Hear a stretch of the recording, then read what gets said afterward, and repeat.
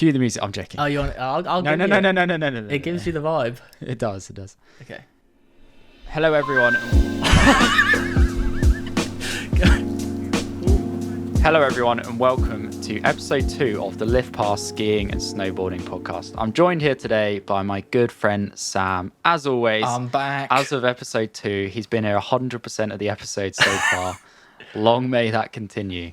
How was your week, Sam? I've heard some stories about an injury you've sustained. Oh no, you can't out my injury so fast. No, it's been an all right week. I did play a round of golf on Monday, and I actually did do the worst I have ever done.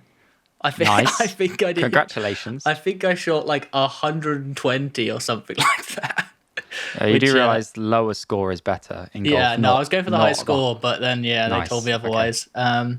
But yeah, to be fair, I was hitting it pretty bad because I'm pretty sure I slept wrong or something. Somehow my shoulder's been pulled forward and it's kind of pulled all my back. So we'll blame it on that. We'll blame it on that. I'm not just getting worse. Yeah, and I'm feeling sorry for myself. I was working in the office this week, and someone in the office has been a little bit sick, and it's clearly gotten to me.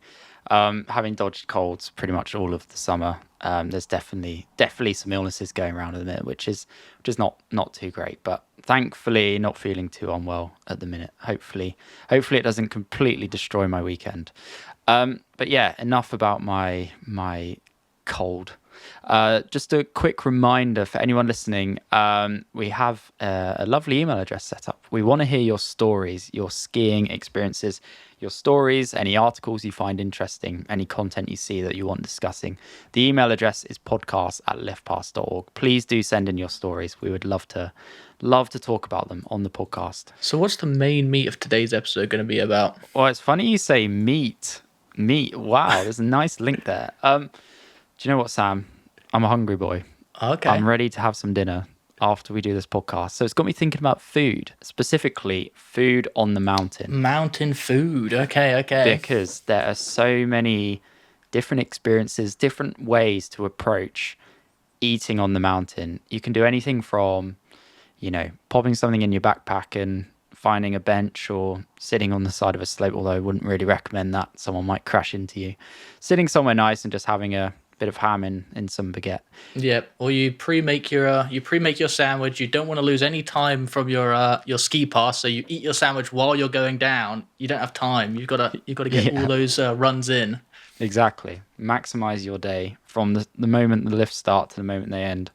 You can take a sandwich out with you, or you can have full 5-star Michelin star 3-course meal, silver service dining experiences on the mountain. This is going to be a future tier list coming up, I reckon, and it'll be very divisive. I think there'll be big fights in the comments about what's better up the mountain. Exactly. Yeah. Actually, that's a good idea. What's your go-to lunch? I think I'd like to talk about what I've always done when skiing, and some of the better experiences I've had, what I look for in my skiing eating experiences. Now, I'm someone that when I budget for a ski trip, I always factor in wanting to eat out whilst on the mountain. So that's lunches. I've never taken lunch out with me. I often put a little cereal bar or something small that I can eat on a chairlift, and I eat it and it's all frozen, or I'll take like a little chocolate crepe thing, and it will be frozen and crunchy when it's definitely not supposed to be crunchy. I definitely need to bring my own. I always buy the overly expensive Twixes that are up there. I always forget to bring something up, but I always buy something from the wherever we go to have lunch. Yeah. Bring them from the UK if you need to, or find a nice little French supermarket and buy them in bulk. So that's what I do take with me. But lunches, I've always managed to find restaurants on the mountain. Something I love about the European skiing culture is restaurants on the mountain are commonplace. It's kind of the done thing.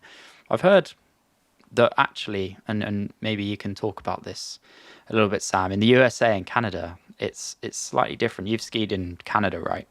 Did they have restaurants and cafes and things up the mountain? Or I've heard that quite often there's not a great deal of food options on the mountain itself. You have to go to the base, to the bottom, where there'll be a sort of pool of restaurants. Yeah. So where I went and what I vaguely remember, I yeah, at the bottom there's obviously loads of just restaurants in the little town. But the place that we always went was the first major chairlift up. So there was one big place after like there's always like the one major chairlift that takes you up the Yeah, mountain, and then there's yeah, different yeah. little ones that take you around the area.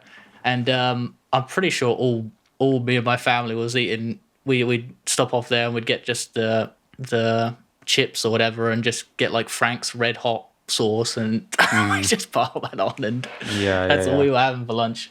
But Yeah, yeah, I I haven't feel got like enough experience in other areas. I've never been in the US. I've only been to Canada once. I'll ask my brother. He's out in Canada. He should know. yeah, I think some of the US is getting or trying to become more like that European ski culture of eating out on the mountain. Yeah, for me, I would say very rarely do I often go back to the same restaurant. I've often been to quite big resorts and mountains and tried somewhere different every day, which is Yeah, I think you've got to tick it off. When you see the ski map, you've got to like tick off each restaurant. You got to find the best one. So yeah, I yeah, don't think I ever go back exactly. to the same. No, I like to. It's kind of like when I went on holiday as a kid. Very rarely, if ever, would we tick the all inclusive option. I don't think I've ever done all inclusive because part of the fun of going anywhere on holiday is experiencing different cuisines, restaurants, even just meeting the local people who work on the mountain. Seeing all different faces every day is just part of the fun of learning what a ski resort's like. So Yeah, I think yeah, we've always done the same. Except for the only exception is always on the last day. The last day is which restaurant did we like the most, and we go yeah, back yeah, to that yeah. restaurant. That's usually That the last day, because you want to that's a you want to great end shout. your trip on a good note, and you're like, we've been here. Yeah, you don't just want This one's ketchup solid. and chips. Yeah, but yeah. So I would say the best restaurant experiences I've had, Austria. Austria, I guess they're called mountain huts. Is the way they're kind of, or the term that people use to describe them. But where I went in Austria, a place called Flachau, which is part of a bigger network of resorts. It felt like there were very few, um, you know, unlike a lot of the French resorts where so many English tourists go over there, it felt like the resort was very much set up for kind of local Austrian people and lots of just families. And therefore, the food places were set up to cater for those families. And I don't think Austrian families who, go off skiing in their local ski resorts would be happy with going to these huge buffet places that charge 30 euros for some mass produced kind of chips and sausage or spaghetti bolognese. They like to have like traditional Austrian family heartwarming food at reasonable prices. So I remember paying, £7, £8, £9 for really nice stews, sort of, yeah, heartwarming food basically. It was just fantastic. And then one of my favorite Austrian dishes. Have you heard of a Kaiserschmarrn? Say that again. I don't know what Ka- you said. Kaiserschmarrn, No, I've never heard that in my something like life. that. So when you're going to Austria in this winter, right? I was in Austria at the beginning of this year, and I haven't heard of it. Oh, I was well, in- remember that word. I'm going to yeah, text you when you're out there. I'll look for it. It's basically this giant dish of chopped up pancake with it's really fluffy, covered in icing sugar, and then it comes with either a plum or like an apple dipping Okay. sauce, and it's warm, and you get one for the table, and all share it, and it's great. Either do it at lunchtime or like after a day's skiing, and Pancakes for it was lunch. I'll just take it. Yeah. delicious. Yeah. So Austria is by far the best food experience I've had. Yeah, and I feel like the reason that's the case is because it caters for Austrian families going out there who don't want to be ripped off.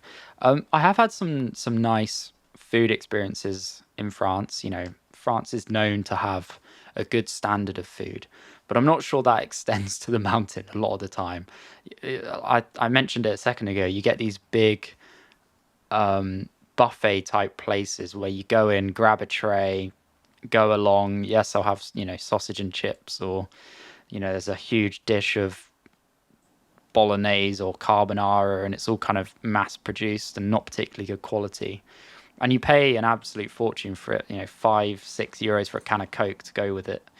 And it just costs a fortune, and you don't feel very satisfied after it. So tend to avoid the big buffet type places. Yeah, I don't think I ever go to the big ones, mainly because of like ski schools and stuff like that. That's where they all stop off. So I don't think we ever bother. We just go to like usually even some of the places that just do like coffees and they look like small bars. They still serve food, and even that's probably cheaper and better than going to some of the 100%. I completely agree with you. It's also it's just way too packed. I just never go. I would never go there. It's not relaxing. I much prefer going to those smaller places. Like running up trying to find a table constantly when there's like one person sat in each one, saving it for 5 other people, and it's just a lot of hassle for not a lot.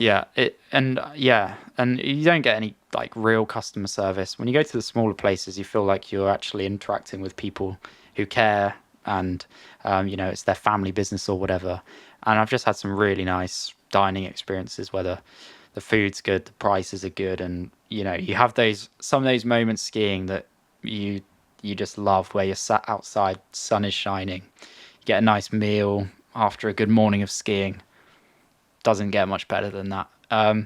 So yeah, that would be what I always look for. I don't take lunch out with me. I avoid the big buffet type places and just find the small huts or small looking cafes. And I think you're right, actually. Yeah, the places that look like they just serve coffees and things, they've always got options for crepes, burgers, omelets. It's also great if you're in like a big group, because the menus are always so small that you don't have to like wait forever for everyone to try and decide. There's like 4 main things. It's like, yep, get one of these. It's not like much. Chips or nothing. Yeah. Do you want a bit of sausage with your chips? Then great. Also, do you ever do the snack bars? The snack bars? What's the difference between that and a regular bar? Was that even smaller? So quite often... Is it just a guy with a backpack just handing out Kit Kats? Where I've been in France, they've got these quite nice kind of table service looking restaurants that look pretty nice, but you pay proper table service prices. So you're looking at 40-50 euros for a meal. Then adjacent to the main restaurant, they'll have a hut basically that's you walk up to, you stand in the queue, and it's called like the snack bar, and they'll serve like things with chips or like soups, or you sometimes get like omelets and things, just basic things. It's like a third of the price. Then you have to just go and like grab a table, but they're great. Yeah, I feel like I've been to some snow parks that almost had one. They were kind of like just like a regular snack bar where there was just like soft drinks and little like Twixes and little crisps and stuff that you can get, which were dirt cheap. But I'll have a look out for them. Do you have one meal, Sam, that sticks out in your mind on the mountain? On the mountain, I don't know why. Or when skiing in general. For some reason, I don't know if it's like a family thing that we have, but I always am just looking at the different prices between each restaurant spaghetti bolognese. That's all I check. Because they all have it. We'll go to Italy or somewhere, and like every single restaurant has that exact thing, and I love just seeing just like the slight difference. You go slightly up the mountain, it's like whatever price, and it's basically the same quality. Same it's like meal. it's honestly the exact same thing. They get it from the same place. Person that cooked it, probably. No, I don't actually have a crazy set meal that I go for. Like, I don't really have a go-to. I'm just going for whatever's actually there, because it depends what country you're in to how good of the stuff you're going to get is. The one thing I always wondered is because you're at such an altitude, it must be like overly salted, right? Because the higher altitude you have, the less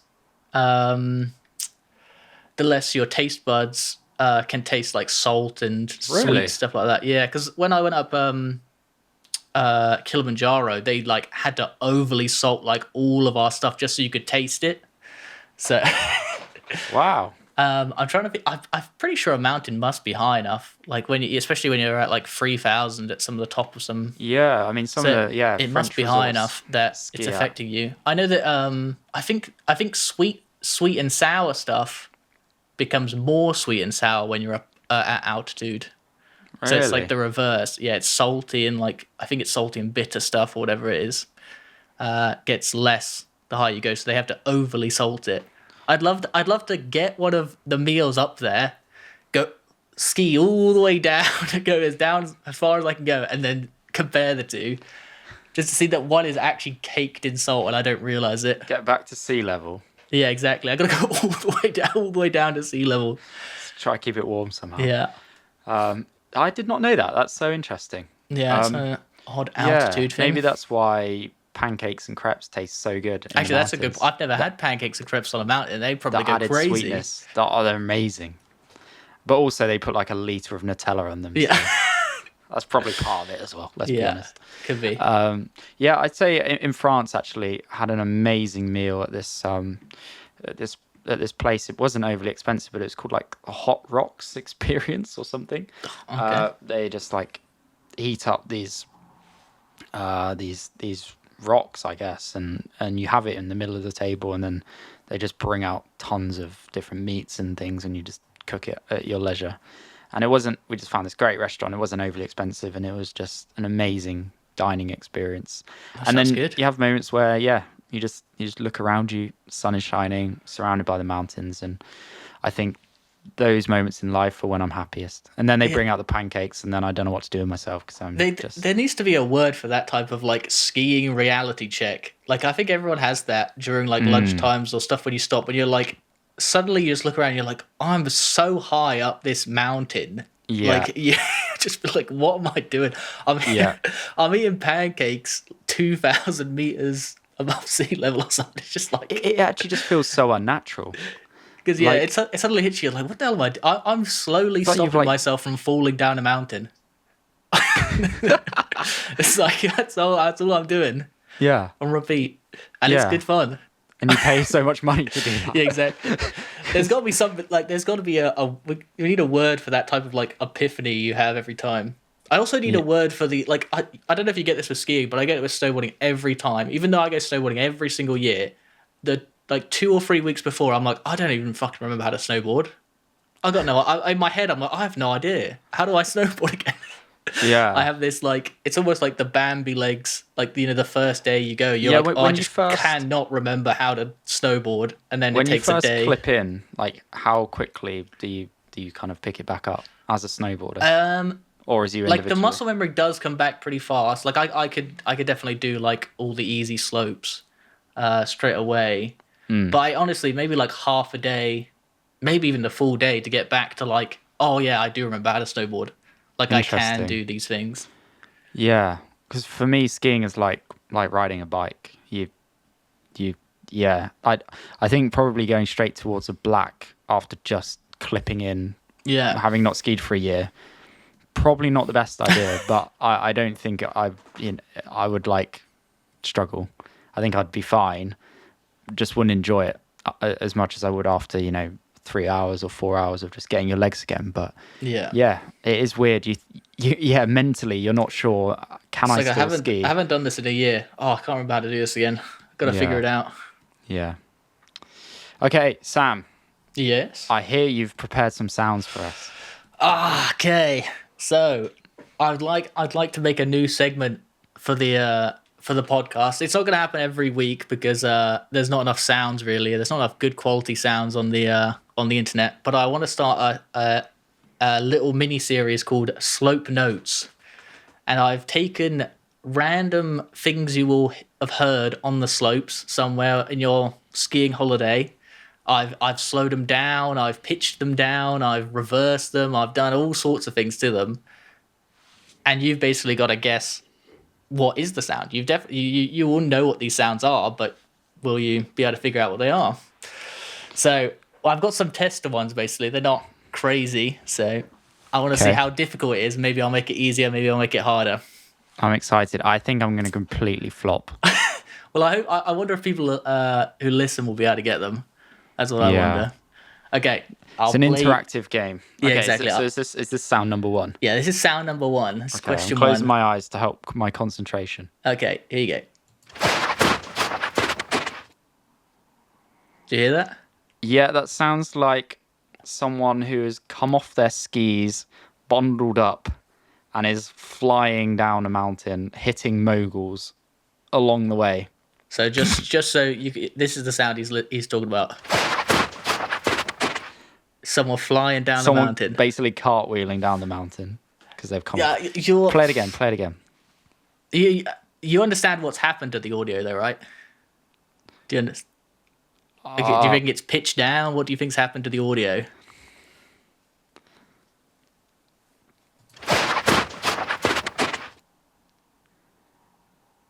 I have no idea. I'll give you a hint for the first one. The audio is sped up. It's twice as fast as it is. But the pitch hasn't gone really high. Did you change the pitch? No, the pitch is the same. I maintained the pitch level and then half the speed. Increase the speed. Increase the speed. Sorry, yeah, doubled it. Okay. Yeah. Okay. So you doubled the speed, but kept the pitch as. So it's basically going really fast.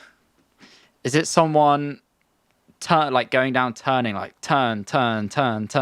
You're almost. I'll play the actual answer and see if you can tell from the actual answer. You should be able to tell, but it's this. So it's someone walking in snow boots through snow. Walking. Oh, okay. The actual answer is in like powder, or on the actual answer is packed. walking back to the slope after you went off piste to find some fresh snow.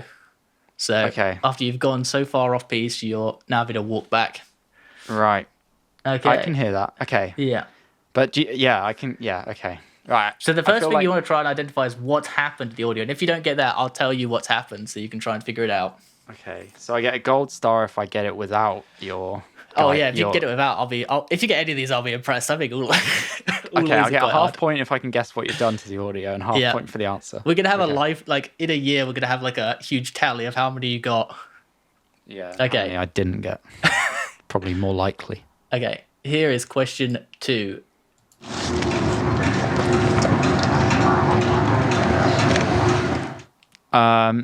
So that sounds like as you're approaching, because it sounded like it was getting louder, as you're approaching the end of the chairlift, it sounds like the big kind of turbines that power the chairlift. I'll give you it. It is a chairlift sound.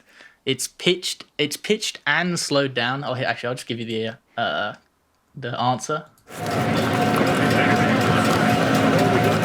It's that chairlift sound. It's actually when you're approaching the chairlift, but it's the same thing at the end of the chairlift. It's that. You know, it's really strange listening to these in autumn because, like, we just come off the back of summer. It's actually starting to get a bit cold here, but you know, you can still go out in a t-shirt in the middle of the day if you wanted to. Hearing like a chairlift or walking in deep snow is like just really jarring this time of year, but I like it. Okay, all right, gold star for that one. I'll take it. The answer was actually waiting in line for a chairlift where only 1 or 2 people are getting on at a time on a 6-man chairlift. Okay, you know, nice. That feeling. 6-man. Oh, I get marked down because I said 4-man. Okay, right, okay. Okay, here is the third question.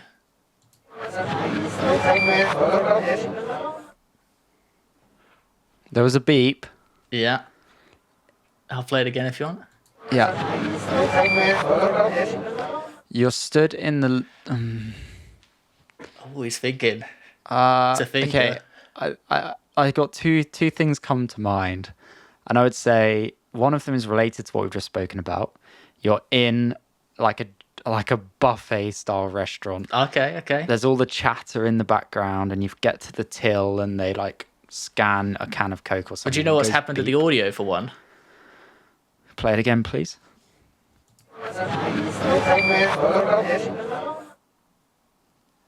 Sped up? No, it's reversed. Reversed? It's backwards. Oh my.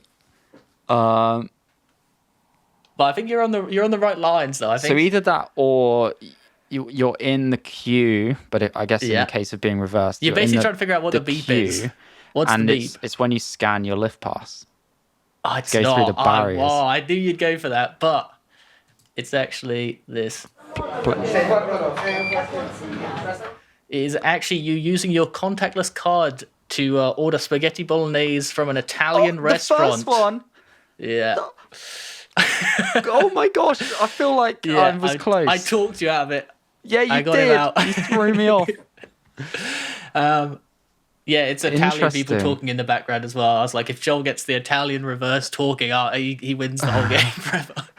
Just GG. Yeah, I feel like I went for that because it sounded like you were inside, or the sound came from inside. It was like kind of a bit muffled and echoey, not outside and expansive. So interesting. But, yeah, I wonder if anyone.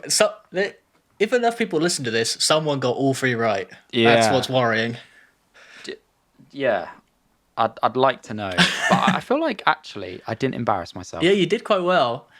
And now it gives me a good gauge to figure out how hard these things are, because I can't have the experience of not knowing what they are because I made them, so I don't know how difficult they are. I already know the answer. So well, Sam, I thoroughly enjoyed that. Yeah, and I'll make some more fun ones. And people at home can listen along, which is cool, and guess along. Yeah, thank you for that. We should definitely do more of those. The end of Slope Notes and mini as you series. said, when you go out skiing this year, you can go out with like a huge like mic boom. Yeah, and just like put it next to the chairlift and. I'm like, can you do a flip? Can someone do a flip? I need to record you, and then you got to guess what trick they're doing midair, even though there's no sound. Oh, do you know what we should do? We should get like ASMR skiing clips, like when someone clips into their skis, or when someone does up. All of these are coming up in Slope Notes. You can't. I'm doing spoilers. Or like does up the ski boot, and it has that real satisfying like clipping sound. Yeah, there's a lot of sounds like that. There's a lot of sounds like that I want to get, but I can't find any online. So when I go away, I'm gonna come back with a lot of sound bites. Yeah, we need to ditch the GoPros and just ski around with like bloody massive boom arms and record everything. It'll just be wind sound, like all skiing clips. Well, thank you for that, Sam. I have one final question for you to round out today's podcast, and that is, what do you take out with you for a day skiing? What's in your bag? If you take a bag. What's in my bag? I do snowboard with a bag. I think I always snow. I didn't used to when I was younger, but I definitely do now. It's mostly camera stuff. I also sometimes I actually have a small pillow in my my bag. Usually it's like a camera pillow, like a bigger camera. But I just put it in there because like if I roll onto my back or whatever while I'm snowboarding and I fall over, it's like I might as well have something from like protect me from whacking into a bunch of camera equipment in my bag. I guess as a snowboarder, your interactions with the slope and like that area, it's probably very different. The way I fall is probably a lot different to you. Yeah, like I can fall over backwards quite easily in some of my turns, because when I turn, sometimes my back is facing down the mountain. Yeah, and if you catch an edge or something. While skiing, you're most likely probably like falling on your hips, and like it's kind of like you're very rarely. Yeah, the only time you'll probably hit or have an accident that involves your back is if you're skiing at speed and you like get twisted. Yeah. Most of the time, it's side on, or you can break your fall a bit of your arms. Very rarely your back. But what else is in my bag? My wallet. My phone's actually in my pocket most of the time. I usually actually have enough space left in my bag for my jacket, because we usually go when it can get quite sunny, so I'll just like take off my jacket and I'll typical just be going snowboarder down. You're just in a hoodie. Yeah, I'm not joking. I can show you videos. I just used to snowboard just in a t-shirt and jeans. Oh, I used to go down. Gosh. I've got some good funny videos of that. And jeans. Yeah, in actual jeans. For years, I didn't have like proper salopettes, so I would just always go down in jeans and just trousers or whatever. So yeah, I'm that odd fella on the slopes. What else is in my bag? I don't know. I'll probably have one of the maps in there, like just one of the ski maps, just in case. Piece maps. Yeah, my lift pass is always in my left pocket. Do you keep your lift pass in your trouser pocket or in your jacket? Jacket. Oh, okay. Because I'll sometimes change my jacket and stuff like that. So, because Yeah. sometimes Oh, I'll just that's go in a true. hoodie. So I Yeah, always have yeah, it in my yeah. trousers because I have the same salopettes now. How do you scan? Do you like put your hip up to the thing? They're usually quite they usually go quite low down. Usually They're I can quite just like walk straight through. sensitive, right? Yeah. Yeah. Like a lot of them are like they're almost like full bars because they have to Yeah. it has to work for like little kids and stuff as well. So I assume the little Yeah. kids Yeah. go past and they're scanning it. What's it? Do you even take a bag? You a bag? So I didn't used to as a kid, and then I probably for a good 8 9 years I skied always with a rucksack. Yeah, GoPro equipment. Sometimes an extra layer if it was looking particularly cold. Things like well, not sun cream, but like lip stuff. Oh yeah, lip balm. I probably have stuff like Couple of that in mine. cereal bars. Sometimes a hat.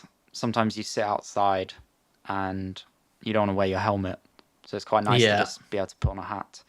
And then often I would ski in sunglasses, so I'd chuck my goggles in my backpack too. So that actually sounds like quite a lot. But what was really kind of, I guess, frustrating, I'm sure everyone's experienced this, is when you're on a chairlift, you've got a rucksack on. Oh It's yeah. just generally uncomfortable. And you're having to like sit forward. And I've got to an age now where I enjoy the chairlift experience. I want to sit back, relax, and just enjoy myself. You spend so much time with them over the course of a week that I thought, actually, do I need a backpack? So I'd say the past year that I ski completely without a backpack, which is actually when you go skiing, you realize how few people ski without a backpack. Almost Yeah. everyone's wearing a backpack. But I would just, yeah, GoPro would be on my helmet, a couple of batteries in one of my ski jacket pockets, goggles. I would just have on my helmet and obviously wearing them when I'm actually skiing. Then I think I'd put sunglasses, a hat in my inside pocket, just like a lightweight hat thing so that it's not too bulky. Take like a lip balm, and that's about it. Yeah. The Sometimes, classic stuff. actually, something you do sacrifice is the water bottle. Yeah, yeah. But I mean, normally stop for a coffee break and a hot chocolate or whatever in the morning, and then for lunch. So just have a good drink in the morning, and then you won't feel dehydrated when you're out there. So and also, you're skiing, so the water's probably going to freeze anyway. Yeah, that's true. Depending Actually, I on the need to show conditions, you. of course. I But need to show you my snowboarding bag because I don't even use it that much. The function, but it has like a one of these straps has its own clips, and it's for when you go onto a chairlift. So you just clip that side, and then it just pulls forward, so it's still over your shoulder. So oh, it's over like one shoulder, but you just pull it forward. it means you can like sit back for. Yeah, so you don't have to whack your back half the Interesting. time. Yeah. But no, I quite actually enjoyed. The freedom of no bag. Yeah, I think you just have when you're actually skiing, and it just feels different. Not having all that bulk on your back. So yeah, I'd say it, realistically, you actually, people probably take too much stuff out with them on the mountain. I Yeah. think it's very different obviously depending on what you're doing. If you're going off pisting, if you're going to far corners of the mountain that you haven't been before, you don't know what the food options are like, or the weather's looking a bit ropey or whatever, take a backpack so you've got all the supplies you need. But if it's a nice sunny day and you're just skiing a place you've skied loads of times before, you probably don't need a backpack. Is what I feel. I think maybe I go skiing and I have to look after myself and myself only. If you're going with kids, or you're Yeah, a if you mum or got a some. dad, and you've got some you're going as a family, then you're probably taking out supplies for them. So I actually know. yeah. Actually, I have something. I didn't use it in my last time I went skiing because I accidentally broke it. But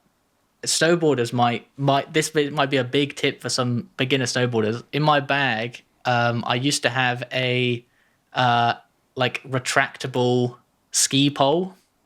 So it like connects all together, and when you're on like those long flats that you don't get anywhere, I always just like use a pole just to go, so I don't have to like undo my straps and stuff like that, and then Interesting. walk half the way because there's a lot Do you of know what we should, Sam? Oh, we should invent, Sam. Do you know what we should invent? I've had a genius idea. Okay, I'm listening. And No we're one else about is to listening. Oh, Yeah, okay. we're about to This is tell us. the world, all 7 billion people that are listening to this, about our ingenious idea and ruining any chances No, of this it is legally succeeding. binding. Us having this conversation proves that we had it first. Okay. Imagine you create that pole that you've just mentioned, but it's also a selfie stick. You can put a GoPro on it, you can put an iPhone on it, and you can push yourself along with it. Okay, this is Genius. true. He's doing it. It 'Cause also could be a I flask as take well. You know, in the pole, you'd have a bit of courage in there. Take add a a swig. Bluetooth speaker in there, Yeah. add a Which is- hand warmer, add a, I don't know, food blender in case you want to make a Yeah. smoothie out on the There's mountain. going to be so many attachments, so many things it can do. It's going to be bad at every single one, but it will do all of them. Fully modular. If you want a fridge freezer on it, you can get that. Okay. While I'm on the mountain, I need my fridge freezer. That's what I need. Yeah. Right. That is a crazy idea. Someone's going to run away with that, and we're going Yep. to see a fridge freezer selfie stick ski pole thing. Next Dragon's Den. Yeah, exactly. Right. Well, that was what's in your bag segment, I guess. What camera do you use on the mountain? Yeah, I predominantly just use the Insta360 X3 now. I used to use whatever GoPro I had. Had a weird assortment of GoPros. I think the last one I had was the 10. But yeah, it's just my phone or the Insta360. Actually, in my last trip, I took a Polaroid camera up the mountain, just like a disposable one, not Polaroid one, a disposable camera up the mountain to take some photos for fun. How did they turn out? 'Cause Yeah, they obviously turned out quite the good, actually. lighting is so bright out there. Yeah, no, they turned out good. but- The biggest problem I had actually was that my because your gloves have that little like attachment that goes around your wrist. Yeah. Sometimes when I'll be like moving, my glove, like the thumb of my glove, will get in the way of right. the little sensor, and I just have like a random photo of just my glove in the way. Yeah, But, yeah. no, they came out quite good. I actually got ones. Like I was on a chairlift looking down on all the people I was with, and I got them all going down the mountain together, and I got some of them going up on the chairlift together. So, yeah, That's no, they awesome. turned out quite good. Gives you those like 70s, 80s ski vibes. Yeah, it gives You you. just need people to wear like the old like full one-piece suits. Oh, they'll be coming back. We're bringing them back, aren't we? I thought that was your plan this year. We're bringing them back. I know someone that used to skiing those, and we were in France, and it's quite a high altitude resort, middle of January, and it was bloody freezing, and as a result, because they're these like thin, maybe nylon, I don't know, suits. As a result, they were freezing, and they said, "Love the suit, love the outfit, but just freezing cold." So there's maybe a reason we moved on from those, but they do look cool, and they look good on probably Instagram. Great for spring skiing and stuff. Just not high altitude, middle of January skiing, because you will freeze. Sam, this has been delightful. I'm now very hungry and I'm craving Kaiserschmarrn. Remember, when you see that Okay. word, Yeah. just order it. Don't question it. Okay. You're going to... my cousin was going skiing to Austria once, and she was like, "Oh, how's Austria?" And I said, "Austria's great. Order a Kaiserschmarrn." Okay, And 1 she second. went with- I'm actually going to pre-order it. I'm No. going in a couple of months, but I will pre-order it so it's there at the hotel already. It's on Uber Eats. Yeah. Shout out Uber Eats, eh? Yeah, and my cousin was going to Austria, and she said, "Oh, how's Austria?" I said, "Just Austria's great. Order the Kaiserschmarrn." And she went with a bunch of people who'd never been to Austria before, and she came back and said, "Do you know, the best tip was ordering the Kaiserschmarrn because it impressed everyone she was with." She's like, "Wow, your local knowledge is so Yeah. good. Like, how, you ordered this amazing," and they ordered one like every day, and they all loved it. And I Okay, think I'll definitely do that then. she took full credit for it. Didn't Yeah. credit her cousin. No who credit to gave her you. the tip, No one's but- going to listen to this, so you're never going to get the credit, Joel. Yeah, You GG. popularized it.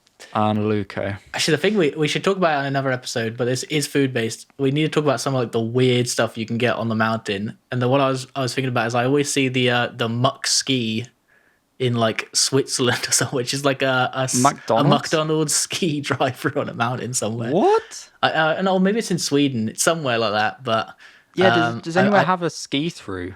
Yeah, I think it is literally a ski through. It's called like it's called Muck Ski. I don't know if it still exists, but Do you know what would be smart is if in lift queues they had someone like selling stuff, like selling that'd be kind of food for you epic. to take on your chairlift. Yeah, it's the world's first ski through. I think it's Oh my in gosh. Sweden. But yeah, there's probably even more wacky stuff. We'll do that The on another Muck episode. Ski. Yeah. All right, we're gonna go. That's the Episode episode. 3, We're we go to going Muck Ski. yeah, go to Sweden. Don't even ski. We just Muck Yeah, Ski. exactly. Cool. Just some last bits. Reminder: please email in at podcast@liftpass.org with your ski stories, your adventures. We want to hear those moments that make you love skiing, or your terrible moments. We'll keep them anonymous if you ask us to. We just want to hear the world of skiing that you experience and share that with the world.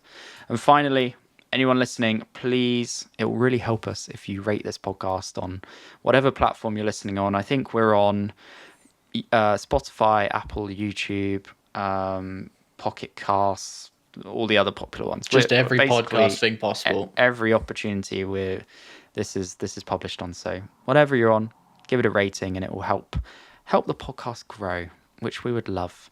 So yeah, you've been listening to Joel and Sam on the Lift Pass podcast. Thank you for listening. I'm going to go and find some pancakes. And yeah, it's dinner time. Some chips Time to go and have ketchup. pancakes at 7:30 at night. Yep. Yeah, exactly. Okay. See you guys.